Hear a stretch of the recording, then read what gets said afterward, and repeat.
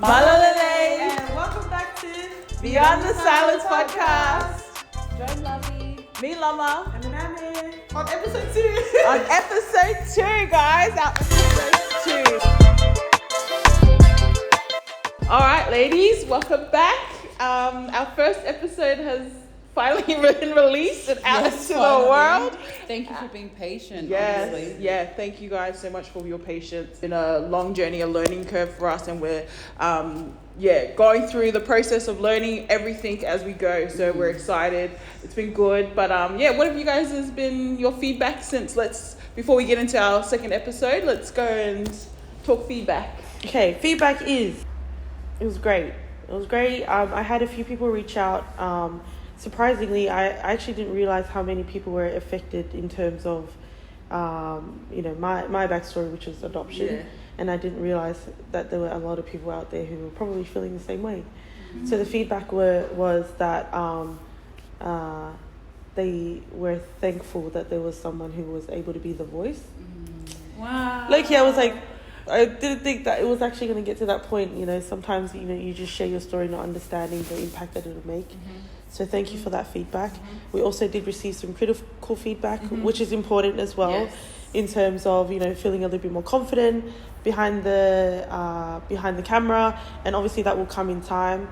And and obviously just a lot of energy, being ourselves, which is true, because as soon as the camera turns on, not going to lie, the nerves just happen. Because when the camera turns off, we're so natural and we are ourselves. But yeah, thank you for the feedback, and it is something that we want to work on. But thank you for being on this journey with us, and hopefully you can grow with us as we unpack a lot of our taboo topics as well. But Yes, so good. What about you, sis? I think for me, I learned a lot while I was recording the first one, and I think I need to be more mindful when I'm articulating things.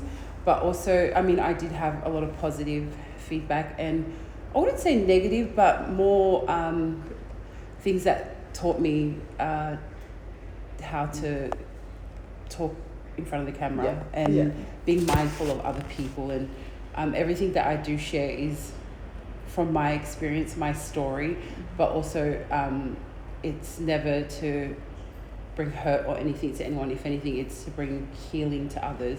And I hope people can see that through our podcast. Keep in mind that we're still learning. This is not something that we do normally. So this is out of our comfort zone. It is uncomfortable for us as well. So just be kind, and I'm happy to hear feedback, good or bad. Also just learning through it as well. Yeah. So good. I think for me was majority of the feedback was positive, and everyone that I engaged with or I talked with, they were telling me their positive feedback. But I was very that's great, tell me your critics, tell me your thoughts, tell me what we can work on, tell me on that. And so when they were sharing, I made sure I was writing lists to bring back to the team, just because I think for me, I know that a lot of people are relating to a lot of the stories that we've shared. A lot of people are taking in what we're sharing. We've had so many, people just even DMs, paragraphs of DMs that are coming through to our pages and our YouTube, and it just solidifies what we're doing, that it's meant to be done. This is the conversations that need to be had. But also what Lovey was saying, I think there's almost like a disclaimer, I think, is that this isn't a podcast for everyone. We know that the conversations that we're going to have are deep and they're hard hitting, and we know that it's going to trigger people. It's going to bring up old wounds for people, whether that's people that are closest to us or people who are just watching it and have lived experiences of what we're sharing about. So we know that this is conversations that are not for the lighthearted. So we'll try and disclaim everything that we are about to share before the rest of our episodes, so you guys are aware of what we're going to talk about, so that you know that this is too deep for me. This is something that I can't. Not right now, I'm still in my healing stage, and that's fine. You do not have to watch this. We just know that these are conversations that we want to normalize. We want to normalize the uncomfortable. We just want to say thank you. Thank you for joining us. Thank you for supporting us. Thank you for your love and your support. And we are excited for today's episode. Yay, mental health. For our We're we excited. actually have a special Guest speaker. It's never too late. Here's the last thing I'm gonna say. You won today. You won the last 6 months.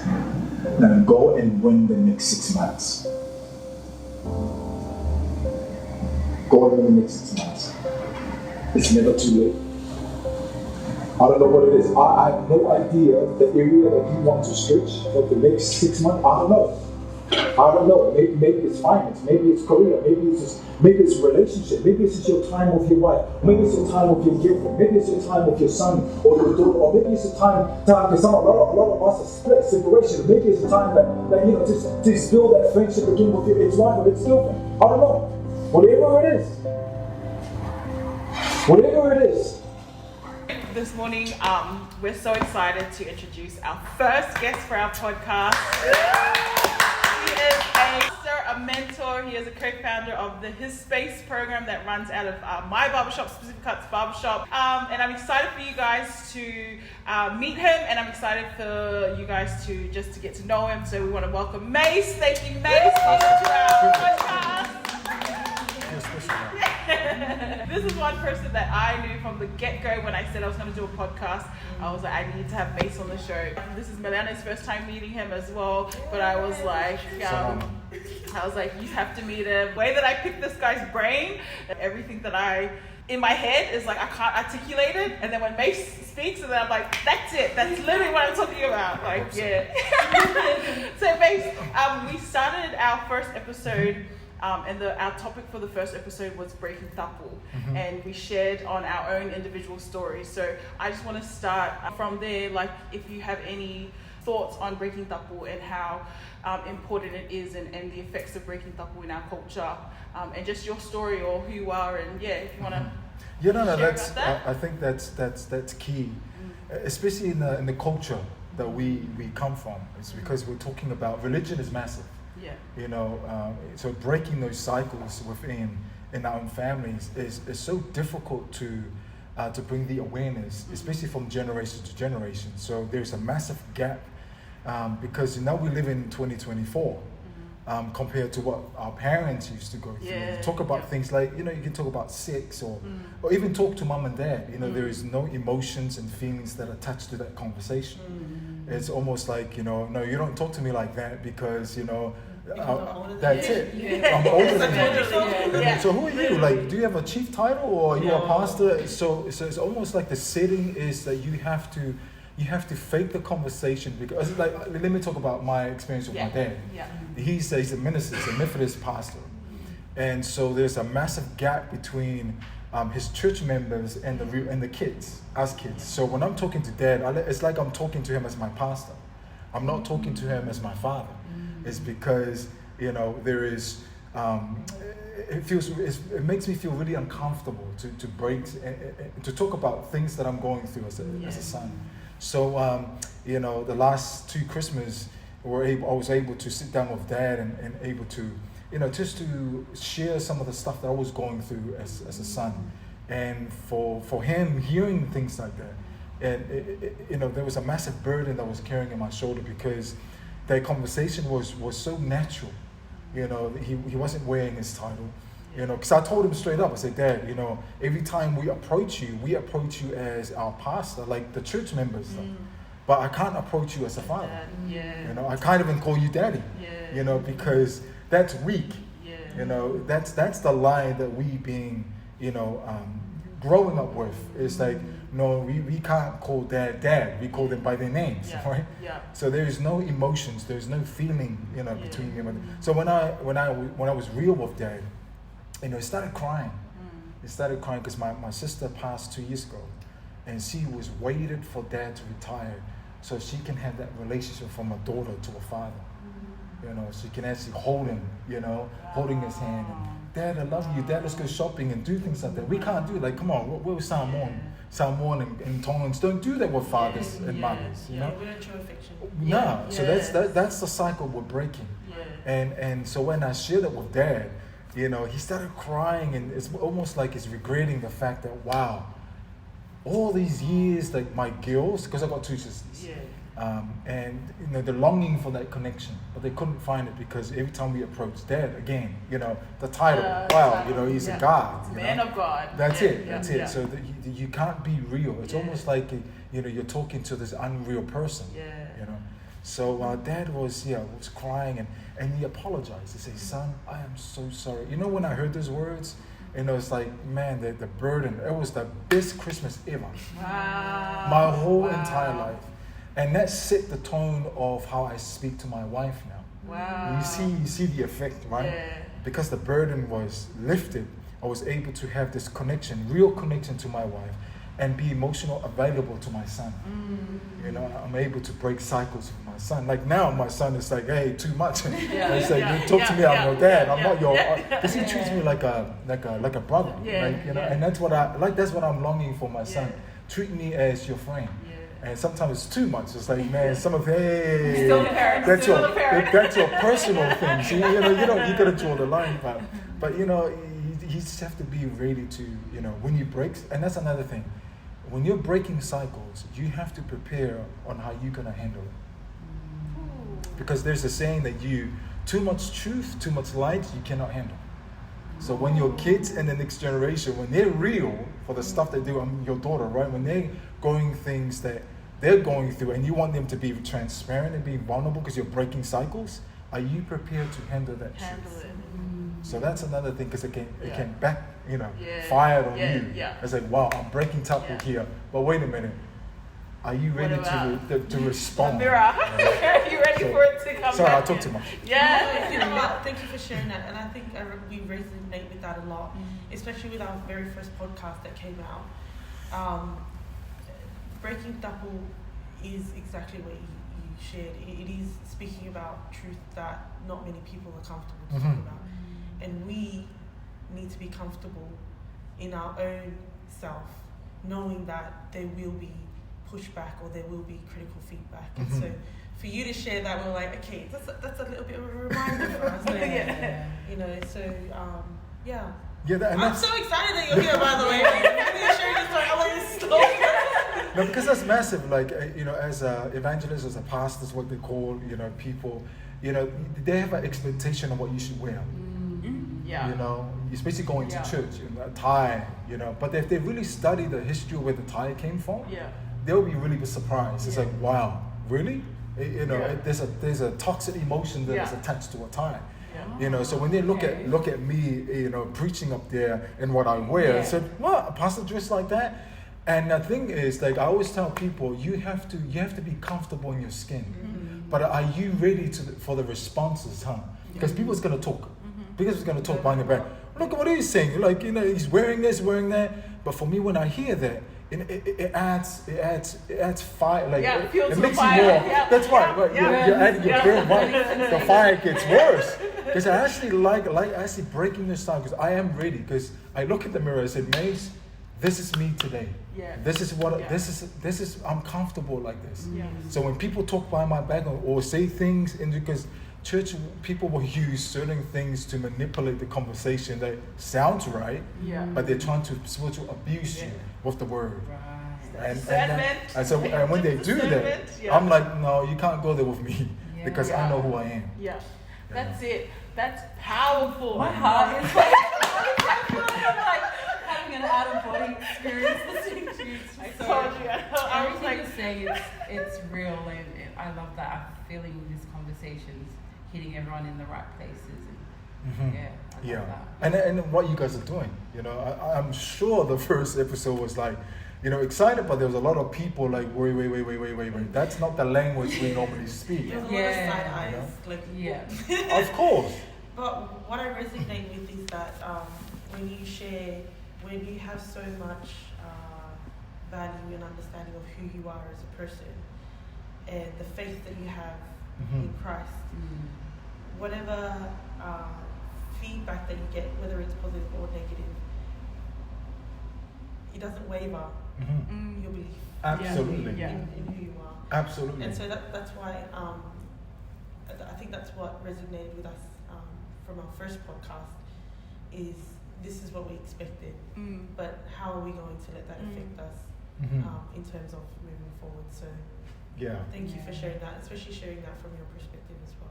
Yeah, and that's massive what you mentioned about knowing the core of who you are.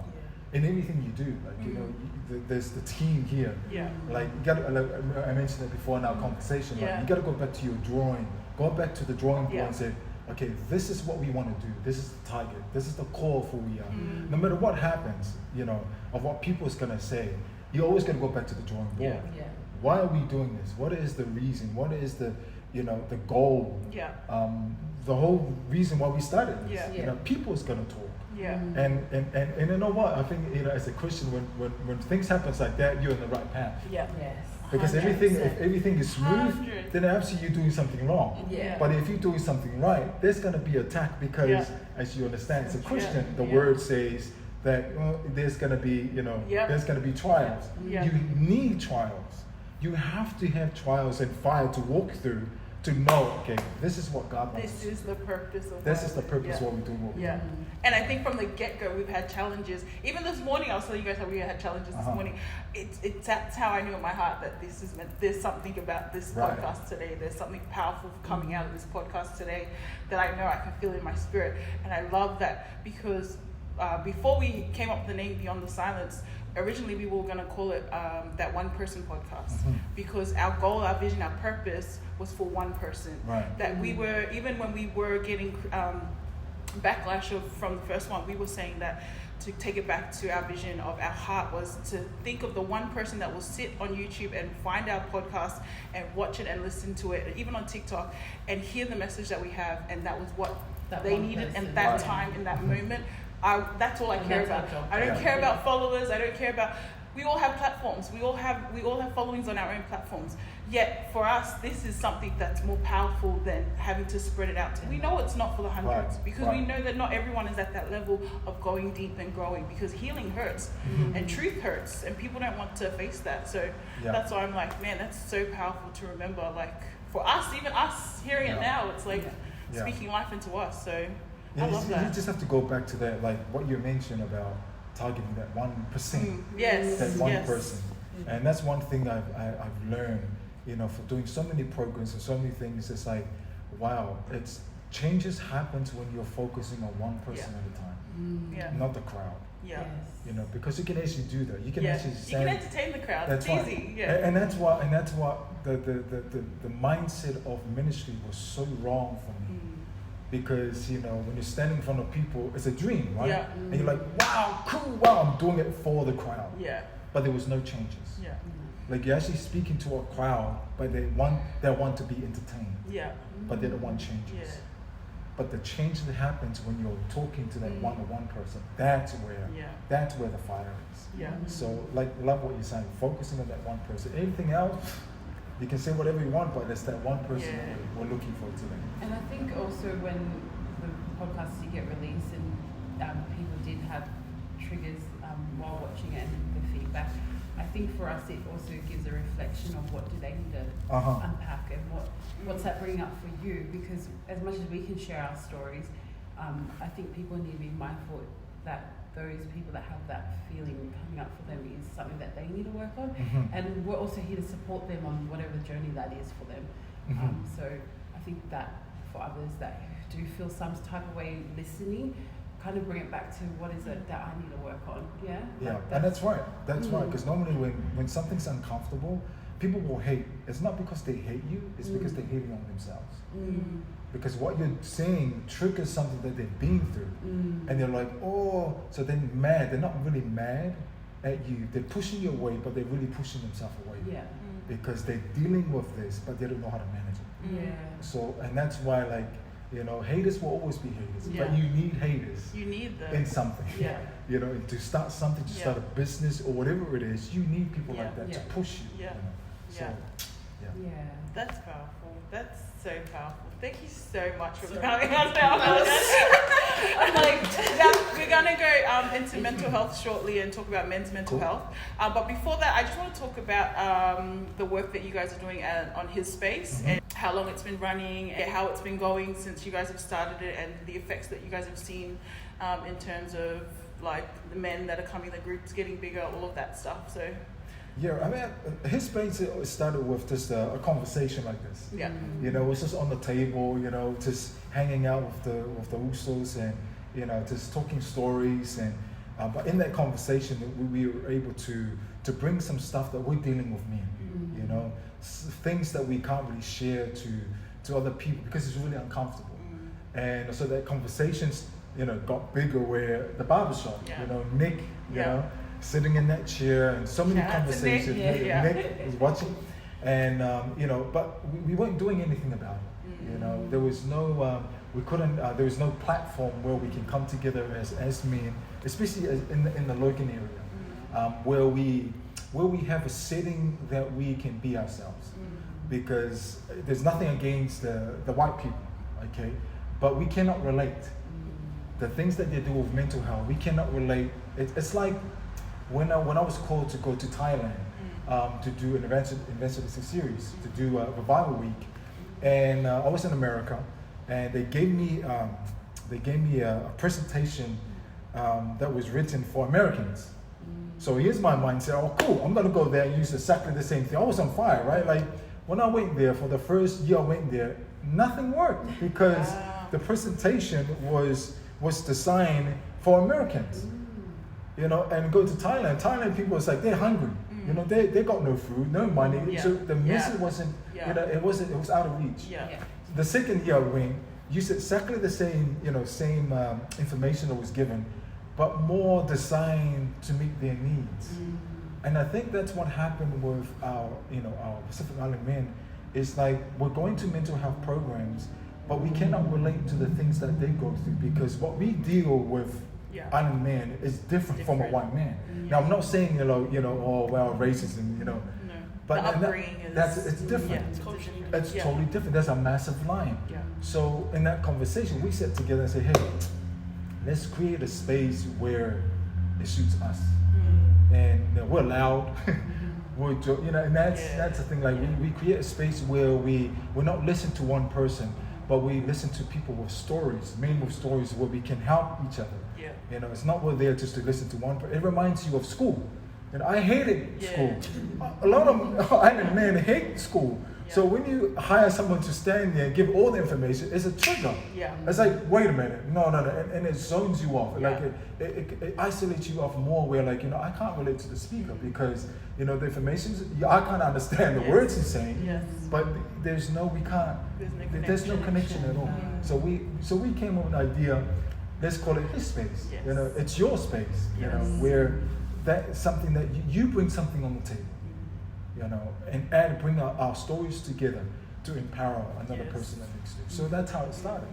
And I love that because even when you say that the cultural difference between islanders and whites, the funny thing is that I've seen white men come to these his spaces and Aussies have been in this space. So it goes to show that it's so like there's a broad variety of men. Like it's just not like as much as it's for the islanders, but it's so diverse. Like even me seeing, like obviously I don't go to all of them because it's all mostly men, and then every third month there's a combined. But to see the diverse culture that comes in, like there's been Africans that have been in there, Afghan and European guys. Like the diverse culture that has been in that space is like And that was the whole purpose of doing this. It's not only reaching our own cultures, but be able to have a space for everybody. But more like understanding the fact, like for example, I grew up in Ireland, born in Samoa, from a poor family. Poor family. I had to walk 2 hours to the shop. To find water, you have to go through mountains. To drain from the waterfall. That cannot connect to someone that is being spoiled at home. That connection right there. So you're designing programs for men that had everything. But for someone like me, that's a massive gap of emotions. You see, so and I'm not saying like again his space is only for the brown boys. It's for everybody. But it's amazing when we share stories like that. The white brother were like, wow, what? You went through that? It triggers something like, wow, I have everything in front of me. And they never make the most of that opportunity they're given. So that's the connection where, and somehow it relates to everybody. And so so that's his space, and But his space was designed not only to educate people, to share their stories, but actually find solutions. Because most of the things, space that I've been through is always talking about stories, but there was no solutions. Yes. Because I find like when you're talking about the stories, you're bringing everything up, not only painful emotions that is attached to what you've been through, but new emotions that you can add to that story. And when you walk out of that door, nothing to map down those toxic emotions, you're making it 10 times worse. Yes. So that's when you go home, you're like, that lie, right? Yeah. It's in your head, and you're not good enough. All that stuff, Yeah. it gets worse and worse, and then it leads to suicide, and whatever it is. Yeah. That's so true, because that was one of the reasons why I kind of didn't get so involved in a lot of community groups, because I noticed that it was a safe space for people to come and share their stories, but you walked away heavy. Like, you walked away heavy because all these cans of wounds have been opened, but nothing was brought back to giving them something to walk away with. And for those who haven't been to his space, like, the thing that I love is that they are all about getting to the root of certain issues that men go through, and then giving them tools or conversations on how to go about it. I love what Gregory was saying on Monday, is that it's not the answer, but it's a answer. And it opens that dialogue of like, you know what, I'm going to start these conversations. I want to seek help because I actually want to deal with this issue, because everything that was spoken is what I'm going through, or what I have to deal with, or the problem that I need to get help on. And then it brings that conversation into men having the safe space to talk about it amongst them. And then I have a question, sorry. So with our Pasifika Men, we are conditioned to,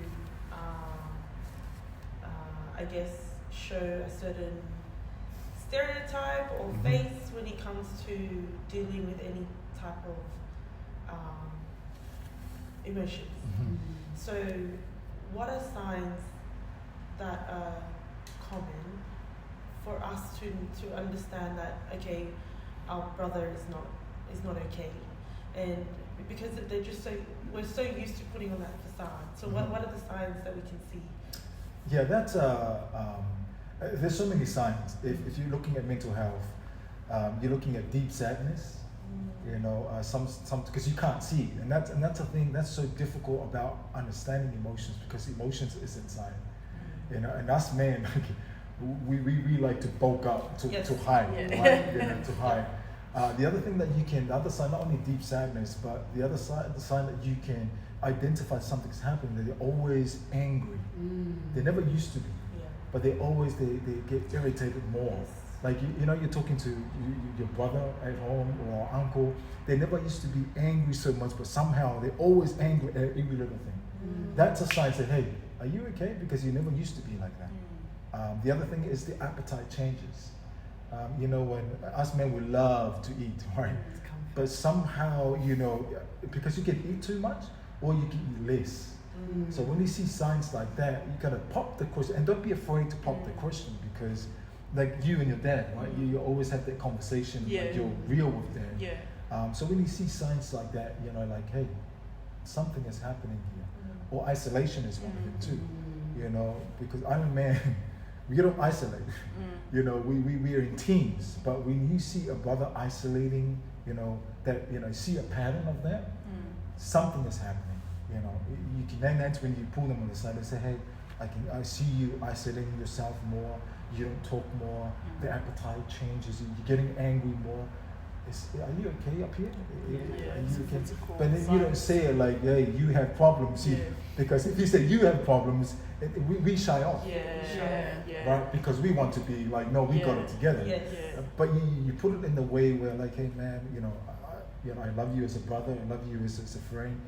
I just noticed some behaviors that are changes. Is everything okay? You know, we're here to talk. If you're not comfortable, if you're uncomfortable talking to me, text.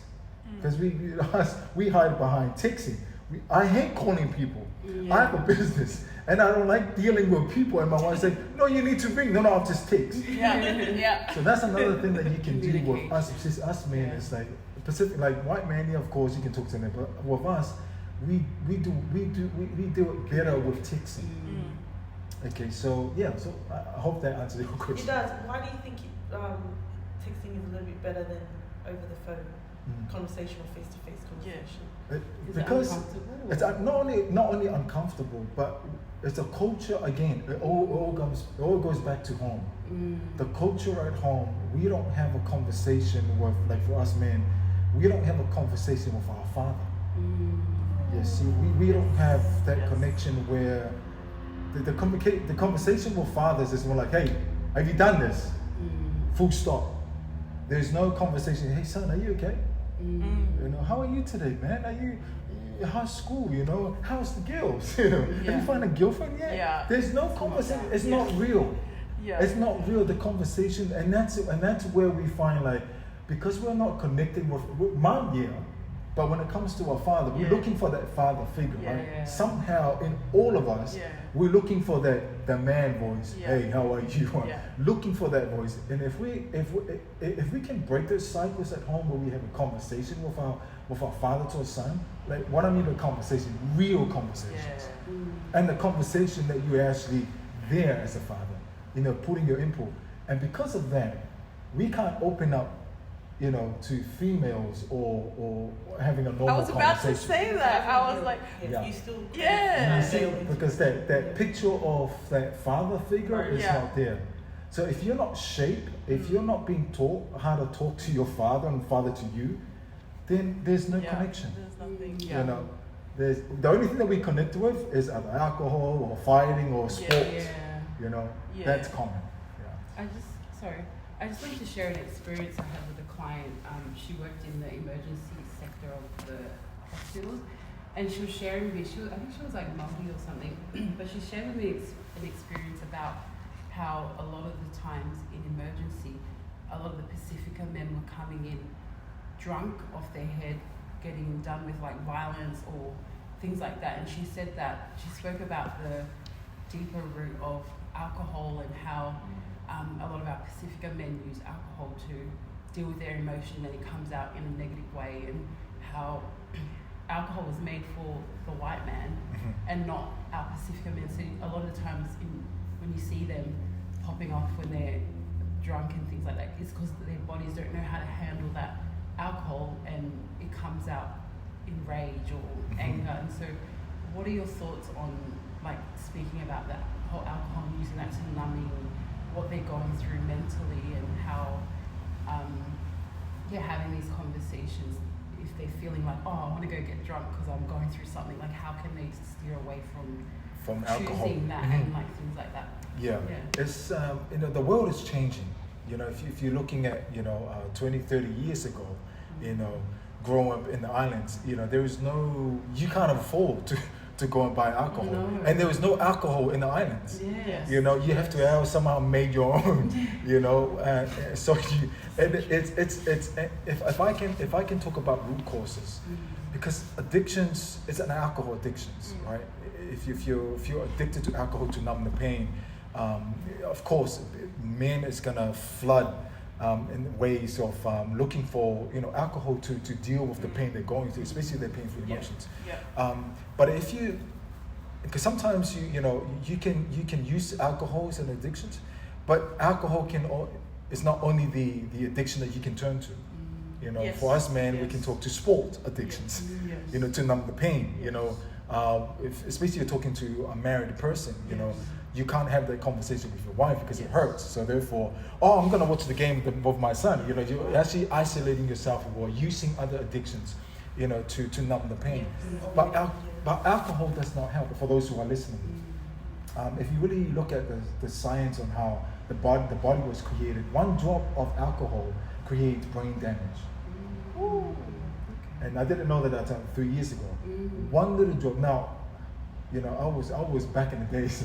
You know, it was drugs, you know, smoking weed, and done all of them. If I can think back, I just want to praise God that He somehow, you know, just cleaned those toxic cells that was being destroyed by alcohol. Because I drank so much. But understanding, like, alcohol is not the way to, you know, to turn to, you know, to deal with the problem, especially mental health. It actually makes it worse. Because you're not dealing with the root cause. You're actually numbing the pain of dealing with the real issue, the reason why you turn to alcohol. So not only it creates brain damage, but it actually it makes the problem even worse, because now you're coming home and the behavior is toxic. You know, the violence comes out, the yelling comes out, and all because, and when we wake up in the morning, the problem is still there. So how can we move away from alcohol? It's just understanding root causes. Yeah. Because, you know, the symptoms, if it's angry, the reason why we turn to alcohol, of course, if it's numbing the anger is not the problem. There's a reason why the anger is just the symptoms of what's really going on.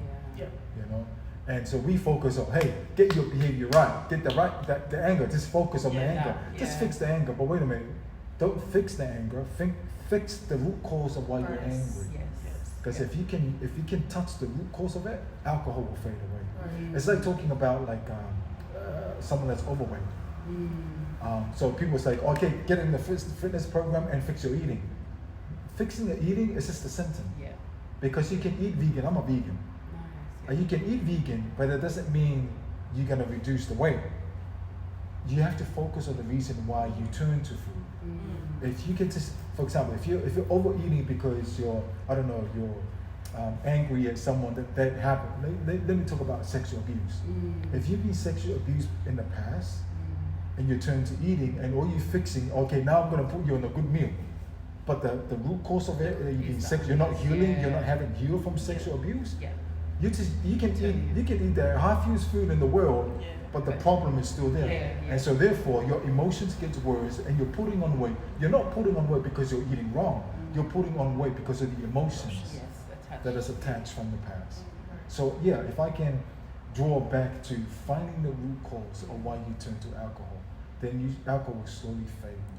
I love that food one that you brought up, because I feel like there's a lot of our Pacific Islanders struggle with weight and weight gain, and I feel a lot of that's root cause is from their childhood or something that they're not dealing with, and they're always trying to go on the quick fix of diets and all the surgeries and things like that. But it's like, what's the root cause? Like, let's try and unpack that. But a lot of them don't even know that they actually have something that they're absolutely. It's just like hearing stories about girls that being raped at church by an elder. Right? So they go from doing all the right stuff, and they're putting on weight. She's putting on weight, and she couldn't. She's a vegan, you know, and she's like, I can't work it out. Why am I losing this weight? I'm doing this, I'm doing that, I'm exercising, I'm taking care of myself, but there's weight here. And we found out later that she was dealing with the fact that she was still hurting and having the unforgiveness spirit. Because when you have that unforgiveness spirit, right, somehow it boosts your the DNA in your cells grows more to an anger, to a toxic emotions. And when that happens, your body grows more, right? So you're longing for this love that you need to apply. And so she went, oh wow, I didn't realize that's something that's hurting me, that's not helping me to reduce the weight. So when she went back and deal with the root cause, man, it was gone. The weight stopped reducing. And because she was dealing with those toxic emotions. That's so powerful, because it shows how much our trauma, how much our pain has a physical effect on our bodies, to the point where it can bring causes of disease to us without us even knowing, because we don't understand why it's happening to us, or we haven't dealt with the root of the issue.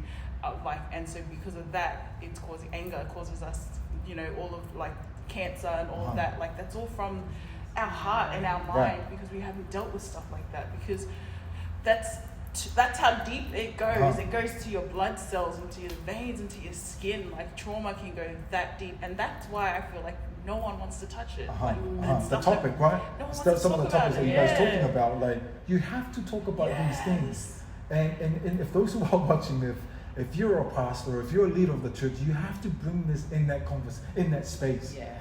That's another topic. That's another topic. Conversation. Because you're dealing with emotions. You're dealing with past emotions that are so toxic that you need to deal with. So. All right, guys, we're back. But this time we're back with a special guest. His name is. Hi guys. My name is Billy. That's about it. Nothing special. He's the guy Billy is camera. he's too humble. Billy is the one behind the camera. He He is the the behind the scenes of Mase Faatoe Media as well as Milane. But we wanted, because of how awesome this conversation is going, we wanted to have another male perspective. So thank you really for joining us. Yeah. It's an honor. You want to give a little age, number, upbringing, nationality kind of thing? My name's Billy, obviously. My age, I'm very young. I'm of Tongan descent. We do have roots like elsewhere, but just predominantly Tongan. I don't know what else to say, to be honest. He's currently residing in Brisbane. Before that, he was in everywhere. Sorry, just Sorry. my other self. I'm the PA. Can you share, I guess family-wise, like where you sit, siblings, parents? Youngest of 6. Mum and dad. I'm a pastor's kid. Probably not a very good example of a pastor's kid, but grew up in Sydney, born and raised. Moved around a bit because obviously my dad being a pastor, so we moved around a lot. So we moved from Sydney to Wollongong to Griffith, Mildura, here. I've been to a lot of places at such a young age. Been around different circles, experienced a lot of stuff at a young age too. Brings me here to Brisbane with these guys here, these lovely people. You know what I mean? I don't know what to say. Yes, thank you. Awesome. And I think it's important to have a male's perspective in this conversation, and especially with Mase here, it's important to have your experience be shown here. We can ask as many questions as we'd like, but I think it's better if you share from experience as well and have that conversation. So, is that okay with you both? That we just ask as many questions? You guys are free to ask. I do have a question though. Yeah. Fire it up. So, okay, so there's a massive gap, you've shared before, there's a massive gap between men, our brothers, and father.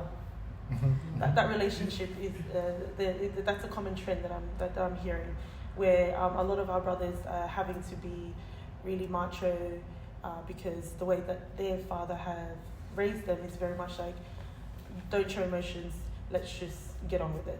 And so how can one of our brothers heal from that kind of upbringing? Or like, where do we start with that conversation? Yeah. Like, especially if like our dads are very much shut off. And before, when you shared the signs of a male who is not okay, anger is one of them. Shutting off, eating, alcohol. But I think what, for me personally, what I resonate with is the topic of anger, because our father figures are not always able to regulate their emotions, and they don't understand how to unpack that, and the way that our sons receive it or our brothers receive it is very much different. So where can we start with that conversation? You're talking about, like, I'm glad the brothers joining us, so I don't feel like alone up here. But it's important that you I'm talking about myself. Like, let me share my experience with my father. I had to work on me first, because closing that gap with my father, I couldn't do it because I wasn't healed, and obviously, like, you're it's more like you're leading a blind man to a blind man. So you have to make sure that you get yourself into a space where it's dealing with your issues, working on yourself, talking to the right people, finding that healing from the things that you go through as a man. Because when I was ready, I was able to return back home. I'm sure, I don't know if you know the story of Moses, right? Yeah. It's almost like Moses grew up as he was born as a Hebrew, but he brought up as an Egyptian. But for somehow God has to remove him from Egypt to speak his identity into his life. And when he was ready, he was able to go back and deliver his people. So I think because sometimes our homes is a place that is so toxic that we cannot find healing. Yes. So, and I'm not saying that for everybody else. Sometimes you have to isolate yourself and find the people to help you, to coach you, to help you to find that healing. So when you're ready, you're able to take that, back home where you now have that conversation with dad. And that's what happened to me. I was able to, to find healing. I was able to talk to people, to mentor me and go through programs to help my mental health. And when I was ready, I was able to talk to dad straight up. I was able to look him in the eye and say, Dad, this is what's happened to me and you. And I need you to break this cycle because I was uncomfortable with it. When I was ready to do that, because I'm not talking to a person of a title, I'm talking to my daddy. I was able to face him. I was comfortable of bringing topics is going to trigger him more. Yeah. And when I was doing that with dad, we were able to, again, breaking cycles because I was ready. But if you're not ready, if you're not healed as a man, especially talking about our island Pacific men, if we're not healing from the things that we've been through, then that conversation, it will never happen because the false picture of, no, I can't say that to dad. That's disrespect. It's going to trigger anger for him and for me. Right. So yeah, I hope that. Yeah, it does. So what you're saying is to be able to heal others, you also need to do the work. Do the work yourself. You have to, and that's the thing with us Pacific men. It's like, stop your pride and put up your hand. I need help. Yeah, you have to. The healing. No one's gonna heal you apart from yourself. Yeah. I think the healing takes place when you put up your hand. Hey, I have a problem. And once you do that, if you can't do that, then it doesn't matter how many programs are designed for you. It will never work unless if you put up your hand and said, I really need help with anger. That's the first step of healing, is identify the fact, hey, I have anger issues. Acknowledging it, yeah. And how do people heal? Yeah. Okay, that's how do like, is there like a one answer thing or everyone's experience? There is. It's going to be different, right? That's a massive It's like. going to be different stuff. So very broad. that's like anyways. You have to healing, like physically healing, like yeah. what does that look like? Okay. What does that look like? You need the whole three. Okay, because a lot of people focus on the physical healing and the mental healing, but miss out the spiritual healing. Right. Because you have to bring the three in, because the three, especially spiritual healing, is massive in our lives where you focus on the whole holistic healing. Right? Because if you focus on physical healing, mental healing, and no spiritual attached to it, then that's where the problem is. But also the spiritual healing, you have to find the right spiritual to attach to the being. Because you're talking about religion, the conversation that we had is how can you connect religion with healing, with mental health? You have to be careful because it depends on the picture of religion you're holding on to. Okay, that's a whole nother topic. Because you're mentioning, okay, how do we heal with it? Yes, you need physical, you need mental, you need spiritual, but the spiritual healing depends on the picture that you're holding on as a religion. Because if you're holding on, can I do an example? If you grew up, if your picture of religion is motivated by fear, that's a problem, right? And you can use all the right stuff in the Word of God, but if you teach it with as a motivator with fear, you're triggering more problems with the men. Yeah. Anxiety gets worse because fear feeds anxiety. So, for example, if you're preaching the Word and say, "Give your life to God now, otherwise you're not making it to heaven," you're teaching fear. So therefore, it makes the problem even worse for mental health. So that's what I'm saying. It depends on the picture of religion that you're holding on to. So you have to be careful of how you're going to use religion with mental health. If the picture of God's love is toxic in that religion, then it's going to be impossible for men to tap into the power of healing. Yeah. I think that's so common growing up. Hey, we've been taught to fear certain things. How does that resonate with you? Yeah, exactly. What he also asked, so how they will portray their message is to, if you don't do this, then you're that. Yes. Or if you go here, it's a punishment. There's also there's nothing unconditional about that. Right. So that's what God is unconditional love. And I feel like that's where, well, not in some cases, but some churches lack in that department. They're not teaching us the proper way. I'm not saying to any specific church, but like you hear it, you've been to different churches, all of that stuff, but you can see where it's kind of lacking. And maybe that comes from a place where you actually you're longing for like that type of stuff. So and the expectation is so high. If you're talking about churches that different religion with different picture of God's love, where it's almost like you have to work hard. Like, for example, as a man, right? As a man, from a man point of view, we have a father that sets the high expectation of us. Very high. Especially as a man, we're provider for the family, so therefore the expectation is higher. So therefore, we view God as the same, right? God is up there. If we have a father with high expectation, obviously that's the picture of God to us. Then we're going to view God with this high expectation, and if we can't meet it, while we have a picture of God, now you're going to suffer. Yeah, I'm getting punished because I didn't meet Right. God. And when you do something wrong, when you're trying to create a business, it's not success, that's a curse from God, right? We somehow, connect the curse on God, right? And that's what I'm saying. Like, if you're connecting mental health with that kind of picture of God's love, then you will always, the healing will never there because it's motivated out of fear. And that's what I'm saying. Like, we have to somehow going back to Bible religion on what it says about God's love, because the last time I checked, I don't have to work hard for God to love me. He initiates love. But the way we've been taught at church, we have to initiate love for God to respond. It's the other way around. God initiates first, then we respond. Do you reckon Pacific Islander culture has a big part to play in how they teach the gospel? Massively. Yeah. Because you for those who are watching again, and you have to somehow draw the line between teaching culture and God's culture. It's different. It's totally different. Now, and I'm not saying because part of me is a Samoan, I love my culture. Love my culture. But there are certain things in our culture, in the Samoan culture, is so toxic that somehow we use that to empower the church. You have to draw the line, because I believe that God put me into a Samoan circle where, because of, wow, that's who you are.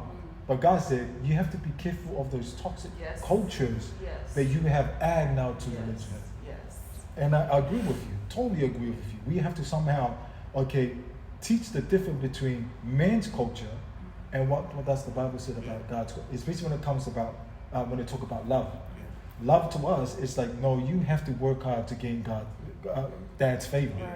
You have to behave certain behavior for God to, to love you, for Dad to love you. So we somehow connect that with God.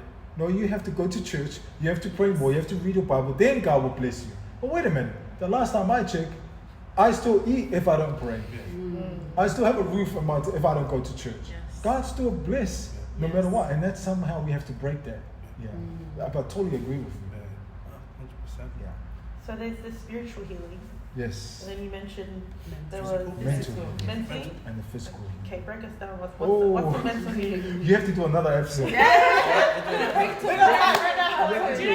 know, before we break it down, I love the dialogue that's happening right now, because even you sharing about just the religion and how deep that's a whole nother subject in itself. But to have, that was a lot of the questions of the audience, that when we put questionnaires out for our followers, and that religion was a massive one. Religion, finance, finance in church. The fact that we get up and we announce how much you've donated, for a big show, even that's another topic. And the fact that you're touching on this now, it just all of that just is coming back to me. So I'm like, that's so.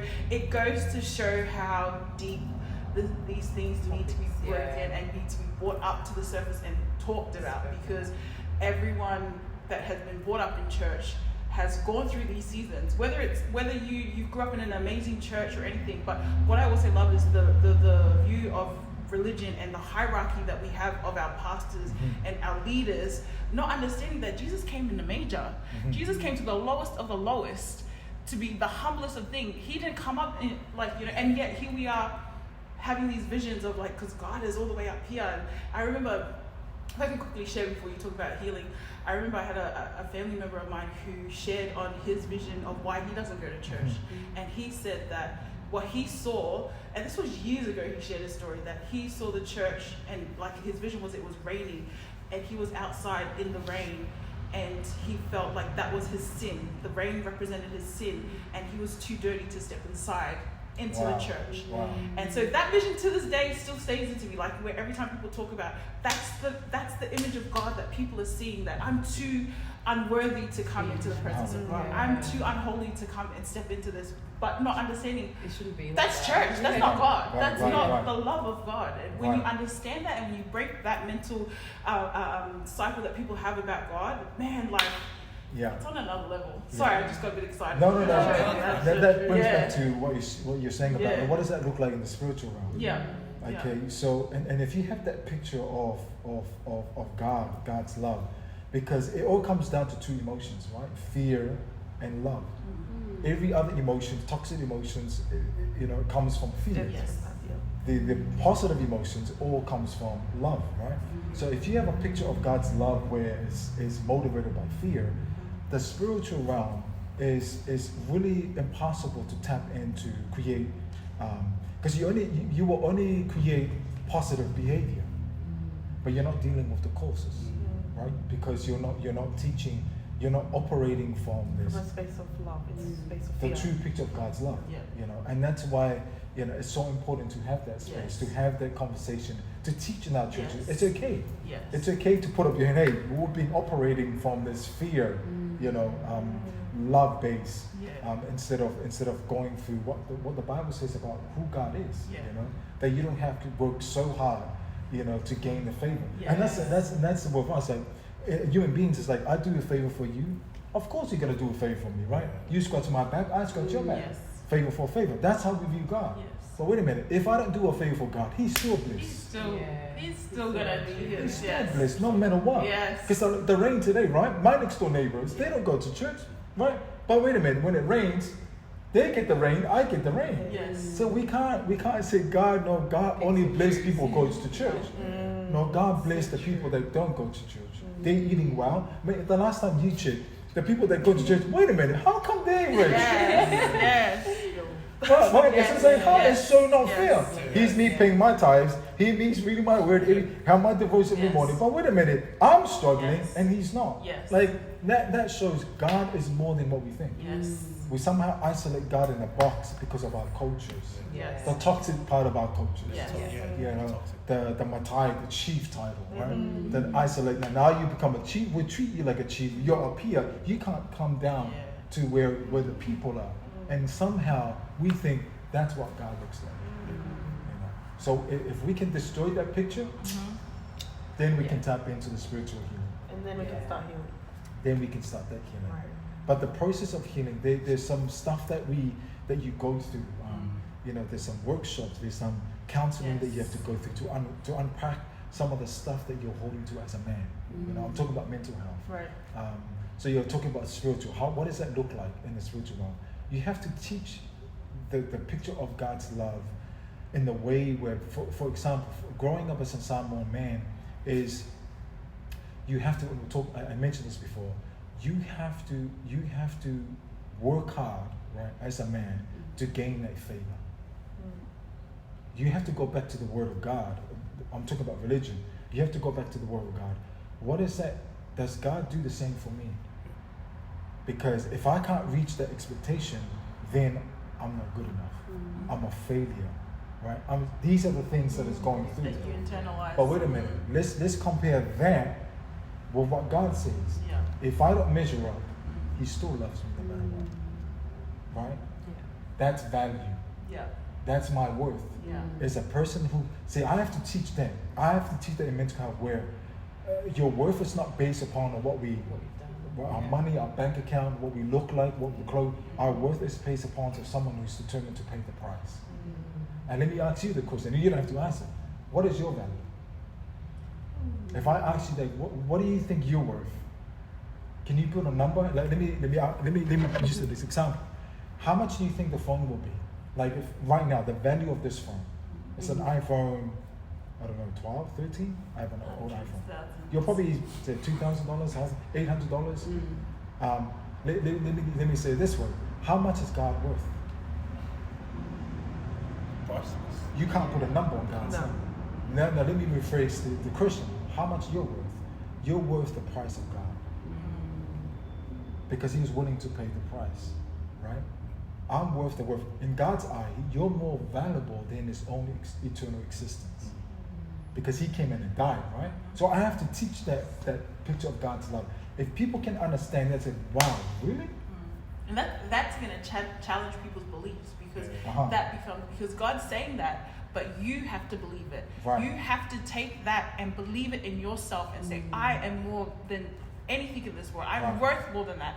That's where it flips the script. Because as much as you can sit here and be like, God said, I love you. God said, God said, da, da, da. But until it connects to me and I believe it, mind, body, soul, that I'm actually healed and that's when it will start to the effects of healing. Because as much as Lovey can sit here and be like, oh, you're so beautiful, you're so great, you're so da da da, but in my head I'm like, sure, yeah, cool, what does that yeah, look like? oh Already yeah, told like, myself great, something yeah, but yeah. in my head I'm telling myself something else.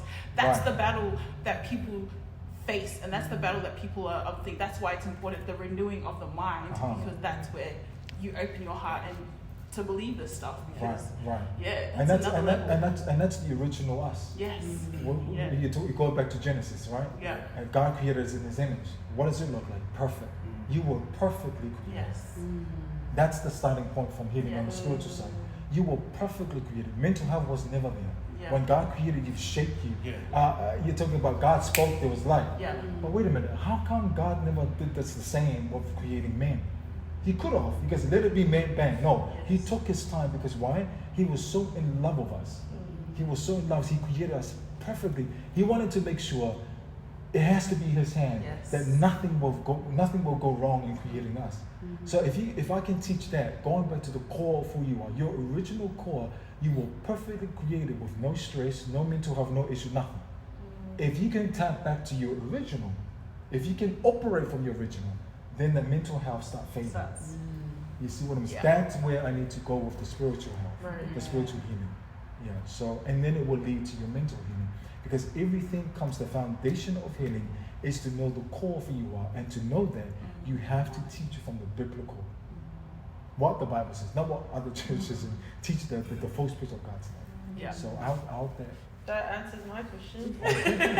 Then when you go to mental, then the physical follows it. Yeah. Because somehow the mental health has to come first before the physical. Yes. You mentioned about the fault, right? Because you got to understand, because when you're doing mental health coaching or helping someone to heal for mental health, you have to teach the fault, the feelings, and the actions. Right? Because everything comes from the fault. Right? Our emotions is in here. Yes. And then if we can somehow tap into, okay, what are your thoughts like? You know, if we can heal that part, then it leads to emotions, and then the behavior will follow. Because whatever that's in your mind, you're gonna act it out. It follows through. So. Yeah. Okay. I wanted to ask really a question. Being like a pastor's son, and what were like some of the challenges you faced as a pastor's son, and how did you overcome them? And Where can I start?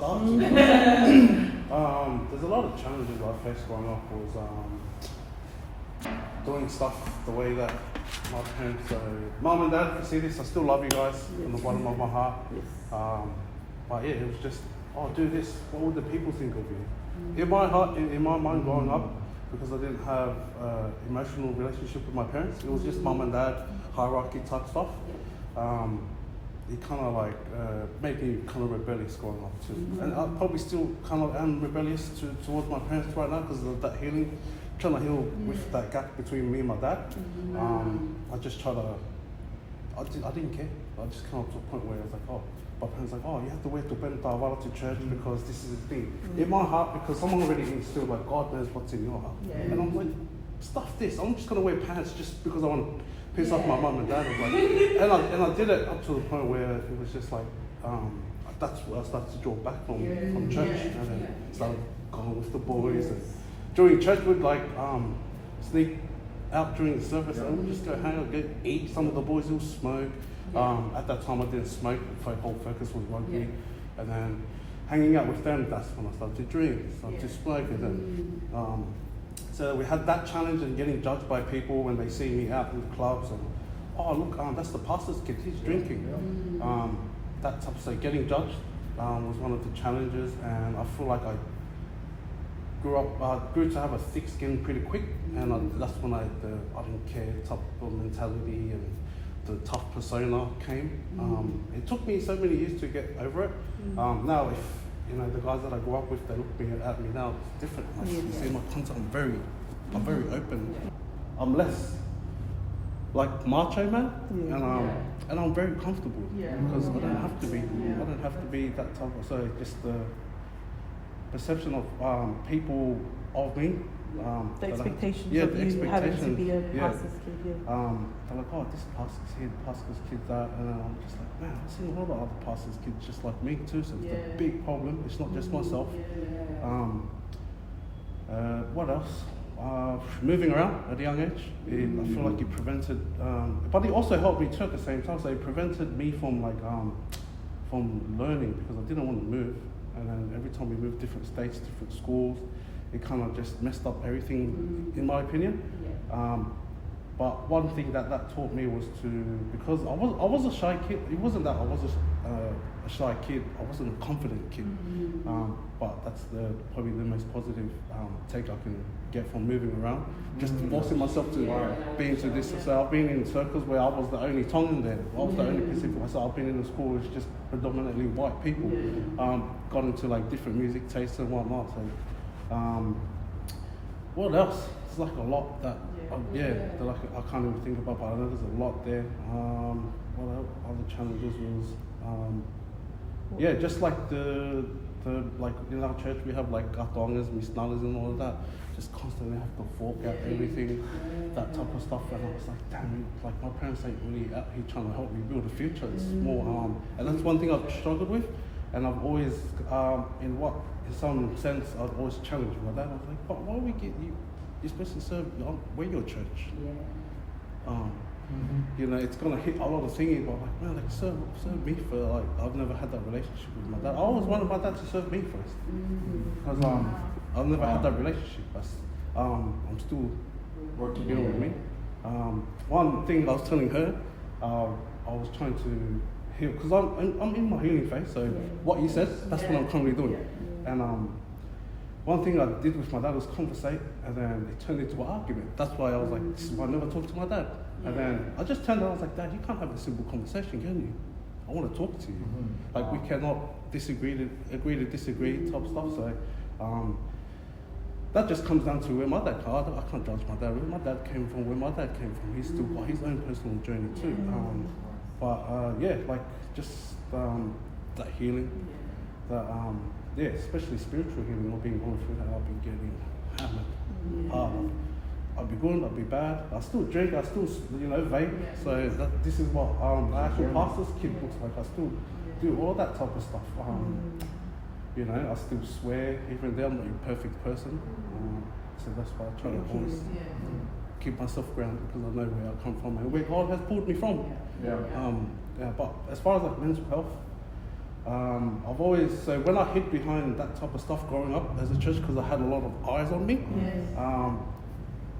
I always got the blame for like stuff that I didn't even do and whatnot, and that's what made me rebel more. Like, you know what, I'm going to show people who I actually am. I didn't want to be, because I don't want to judge other people, but because I've seen others pastors' kids, for example, like daughters and sons and stuff, they're like, oh sweet, I see you church on Sunday. Come Sunday, I try to not have a facade on me, and they just, the people number one go like that far for what, which I created like a little false like thingy. I was like, last night you were like, you were a demon. You were a demon last night. Maybe that's just me being judgmental. But it's not that. It's just like my perspective and how I'm observing. I wouldn't pull you up and be like, oh, and then I'm like, damn, we actually all need help, to be honest.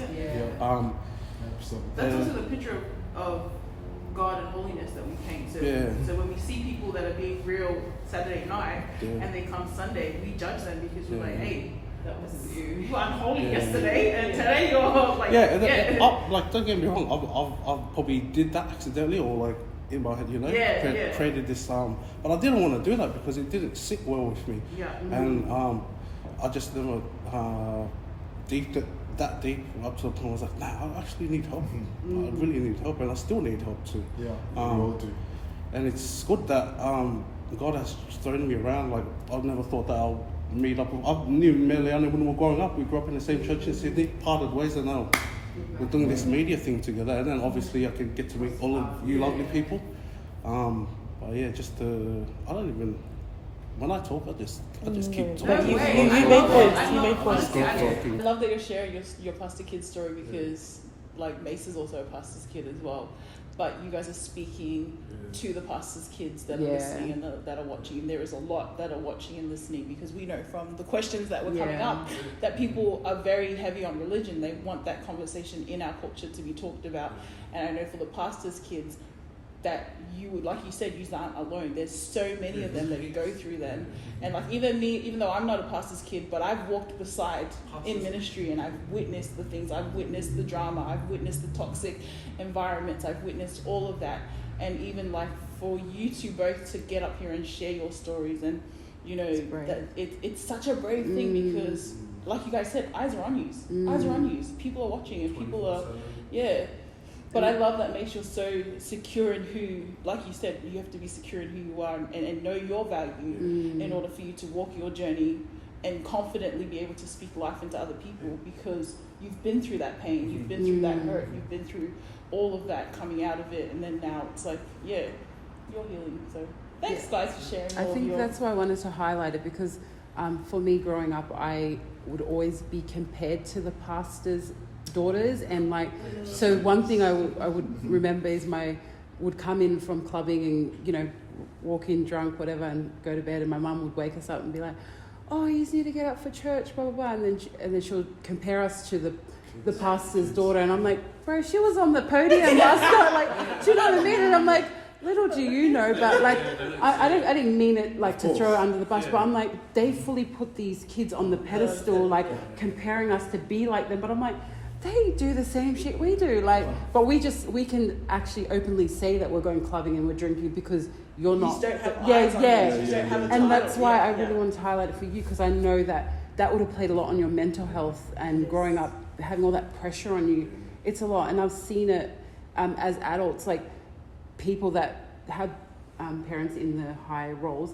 They're still hiding smoking from their parents and they're like grown ass adults and I'm like, you're like got kids and you're like hiding over there having a cigarette and I'm like, but this is the things that play on their mental health because they have this image they have to uphold and it just makes me really sad because I'm like, you're a grown adult, like just be real, be honest to your parent, like, and if they're gonna judge you, like just let it be, but I feel like you're not living your true self because you're so constantly trying to think of what people are thinking and people pleasing and things like that. So I'm glad we're bringing it up and we're bringing light to it. Hey, talk about everything.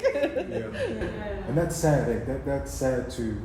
You know, and that's why a lot of people cannot find the core of who they are. You know, because they really have the expectation. And that's going back to what you mentioned about healing is. The spiritual healing and the mental healing also, you got to identify which lie and truth you're operating from. If you can find the lies and attack the lies, and the lies is that is, no, I have to act a certain way, you know, to be approved or to be worthy, you know, of God or of my parents. If you can find that lie and attack that lie and work on that lie, then you will be able to expand in the transformation that you're looking for in the healing. You know? But that's to all of us, you know, growing up like that. This is how we, unfortunately for mom and dad, you know, they've done the best they can. You know, it's not to blame them. No, it's not. It's just how we grew up. Like, even for the longest, till I was telling Miliana, I was like, damn, who were my role models? And not to blame my siblings. I love you guys, but I was up to the point where like, I kind of resented them up to like an age, and then I was like, actually, you know what? They went through the same thing too.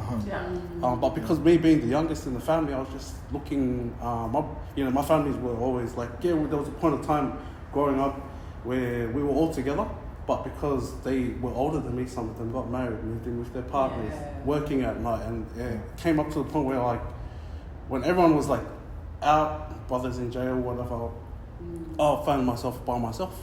And then I was like, damn, who do I look up to? Dad is always working, mum's busy. My mum was like top tier, sawa, mono, tupeno, everything, man. Like my mum was that girl, you know. My mum was that woman, and I feel like that was a big part of. That's why she would see it at the gym too. Like I hang around the youngins so much because I feel for them. If they don't have a safe space, come talk to me. I don't have all the answers, but I can be an ear for you and try to help you navigate through that mental health that men go through, because it's predominantly guys, like young men that are growing up, and they're like, oh, what do you reckon I should do? And you know, things that I've experienced and I've failed at, and when I've overcome that type of whatever they were going through, like relationship, whatever, I'll pitch that in, and I feel like that's the only reason why I like to help so much, because I never got that. And it's not to blame anyone, it's just what it is, that's just the situation, how I grew up, and it's not pointing fingers at one, but if men are to have that tool very early on, it'll create an outstanding male role model for males, and that's where you have obviously an example like Mase. We've been through it. We've been through it. Obviously, I haven't been through most of the stuff Mase has, because obviously experience is time. He's obviously a lot older than me. But even recognizing it at the age that you're at, and even imparting it into the youngins, and imparting it into them so that they can recognize it to address it earlier, is that's the end goal. Is that they can address it sooner than later, because for me, watching my own family member, my dad, go through it now and asking for help, and me linking up with Mase and getting him counselling and everything, because to me, for me, it's just like watching him go through it, like as much as I already knew the issues and the roots and everything of all of that, but watching him come and ask that, like, I need help, like I can't get to the root of this, I don't know what's the root of it, like, and for him at his age, like asking that's why I feel like it's so important for us to have these spaces, and for me this is normal conversation, this is everyday conversation, it's that normal to us, but it's so foreign to everyone else that is watching this podcast, or they've been sitting with it but they don't know who to talk to or the safe spaces to go to. And I know that time's getting ahead of us and our conversations are getting so good, but I want Mase, if you just want to share safe spaces that you have, even I know his space is one of them, tools or things that you recommend for people if they want to link up or if they need it. Like, we always offer our pages as well. You guys can always come in and write your messages, DM us, whatever it is. But if you have any plugins, that's the word. Yeah. I mean, there's so many. Yes. There's so many out there. I think you just have to find something that makes you feel comfortable. Yes. I think that's what a safe space is. Yes. Because even his space, some people are not, that his space is not for everybody. Yes. You see, because again, too much like can blind you. Yes. The realness, the conversation, the truth. So you just have to find something that makes you feel comfortable, where you find that trust. Yeah. Find people that values you. Okay, if you're talking to someone that doesn't value you, just bounce. It's a waste of time. Yeah. So you have to get into that circle where, if it's this platform, well, get a hold of you guys. You know, where, hey man, watching your episode, man, I'm keen to know some of the stuff that you guys are going through. But in saying that, I'm always available. I'm always available to help out.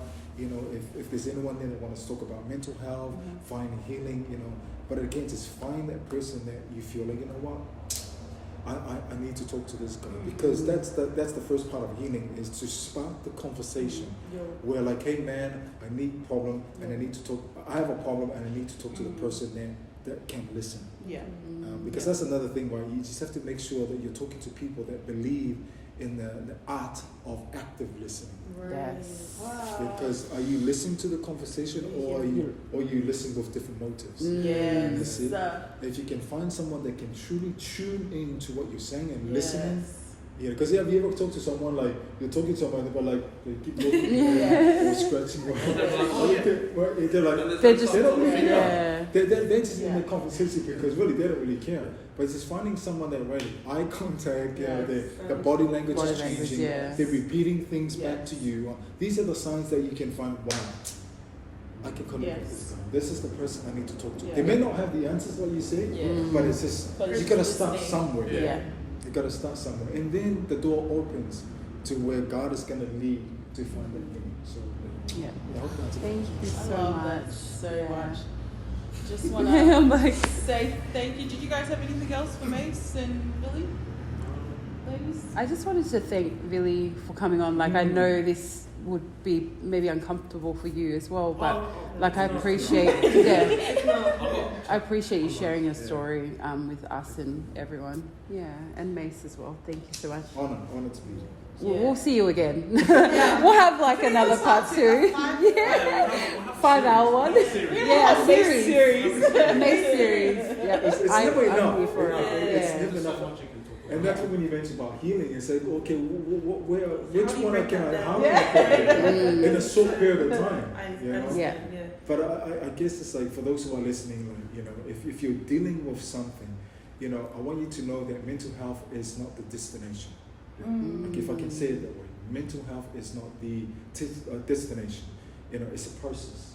Yeah. You know, and it's not a disease. Mental health, because I have so many people, I hear people, oh no, you have a disease. Mental health is a disease. Mental health is not a disease. Mental health, because disease is like heart disease, and then you need medication for it. Yeah. Mental health is something. Mental health is telling you there's something going on. It's wrong with your life that you can deal with it. That's it. Because mental health is something that we wired in. Because if you wire something in, you can definitely wire it back out. Yes. It's not a disease, but cancer. That okay, you got to go through radiation and all that stuff. Mental health is something. Hey, it can easily Be unlearned. dealt with, Yes. right? You can unlearn, right? It's more you're looking at the table of truth. Is, you know what? I don't need that. I don't need that. It's like cleaning the table. Yeah. It can rewire some stuff out, and you can definitely do it. I just want to say thank you. No. I know that you were speaking more from men's mental health, but what you've shared resonates with us ladies as well. It does. And thank you for having that conversation and being able to articulate specifically how, you know, men might be feeling, because I know that's might be a massive thing, is like communicating exactly how we think and feel. So thank you for being able to language that.